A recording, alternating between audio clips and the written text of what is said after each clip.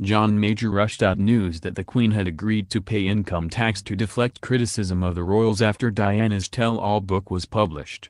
John Major rushed out the news that the Queen had agreed to pay income tax to deflect criticism of the royals, the files reveal. The then Prime Minister made the news public as Her Majesty was rocked by her annus horribilis of 1992. During the year, the collapse of Prince Charles and Princess Diana's marriage was revealed in Andrew Morton's book Diana, Her True Story, while the Duke and Duchess of York announced their separation and Princess Anne divorced her husband Captain Mark Phillips.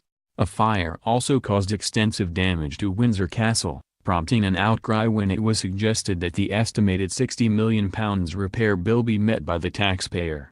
The scrutiny prompted growing concern about the effect the intrusive and intolerable media coverage was having. Mr. Major told the cabinet that the Queen, who is not subject to taxation, asked him to come up with an arrangement for her to pay tax. The announcement was due within weeks, but Mr. Major speeded up the process to end media criticism of the Queen. On November 26, Mr. Major finally revealed to the cabinet the Queen, who is not subject to taxation, had asked him some months earlier to consider arrangements by which she could pay the equivalent of income tax on her private income.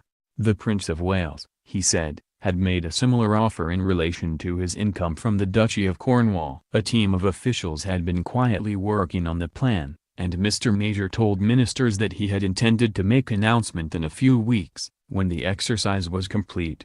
However, the cabinet minutes noted, in the light of recent unjustified media criticism of the Queen's taxation position and after discussion with Her Majesty, he had decided to tell Parliament later that day that these discussions were taking place and also that the Queen proposed to take on some civil list payments. In the discussion that followed, ministers agreed the move was most welcome and she'd put a stop to one of the major sources of criticism of the royal family. The minutes added, on the other hand, this gesture would not by itself change the behavior of the media and some would represent it as resulting from their pressure. The government should reinforce the Queen's initiative by strong expression